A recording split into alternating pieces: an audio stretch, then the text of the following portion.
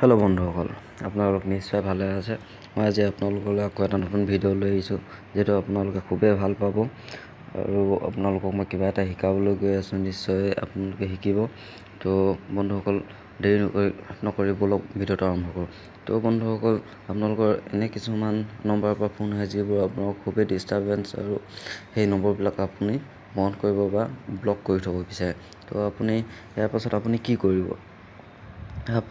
আপুনিতো নাজানে আপোনাৰ মোবাইলত কেনেদৰে কি কৰিব লাগে।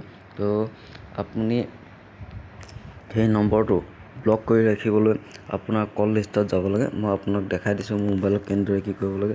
আপুনি কল লিষ্টত যাব। কল লিষ্টত যোৱাৰ পিছত এই নম্বৰ আছে।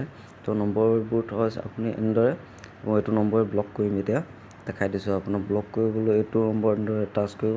তো ইয়াত চাওক মোৰ বুলি আছে, এই মোৰ থকা জেগাত আপুনি আকৌ এবাৰ টাচ কৰিব। তো ইয়াত আকৌ দেখিছে ব্লক আৰু আনব্লক নাম্বাৰ দেখা আছে, ইয়াতে এবাৰ টাচ কৰিব। ইয়াতে মই এতিয়া কল ব্লকো কৰিব পাৰিম, মেছেজ ব্লকো কৰিব পাৰিম। ব্লক কৰাৰ পাছত তেওঁৰ ফোন নাহে। আপুনি কিন্তু গম পাব যে তেওঁ ফোন মাৰিছিল। আপুনি কল লিষ্টত যদি চাওঁ বুলি কয় চাব পাৰিব, কিন্তু আপোনাৰ যে ফোন কৰি আছে তেওঁ আপুনি গম নাপায়, আপোনাৰ কোনো ডিষ্টাৰ্বো নহয়। পাছত আপুনি চাব পাৰিব যে তেওঁ আপোনালৈ ফোন কৰিছিল।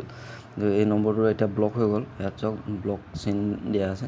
তো এই নম্বৰটো এতিয়া আপুনি যদি আকৌ পুনৰ পৰা খুলি দিবলৈ বিচাৰে সেই নম্বৰটো, তো এতিয়া খুলি দিবলৈ আপুনি আকৌ পুনৰ তেনেদৰে যাব লাগিব। ইয়াত গৈ পিনে আপুনি এইটো এনেদৰে খুলি দিব পাৰে। তো এতিয়া চাওক ইয়াত ব্লক চিনটো নাইকিয়া হৈ গ'ল। তো আপুনি তেনেদৰে কোনোবা এটা নম্বৰ ব্লক বা আনব্লক কৰিব পাৰিব। তো যদি ভিডিঅ'টো ভাল পায় তেনেহ'লে নিশ্চয় লাইক কমেণ্ট কৰিব, আৰু এনেধৰণৰ ভিডিঅ'বোৰ পাই থাকিবলৈ আপুনি মোৰ চেনেলটো ছাবস্ক্ৰাইব কৰিব, কিয়নো মই এনেধৰণৰ ভিডিঅ' মোৰ ইয়াত প্ৰায় দিয়ে থাকোঁ।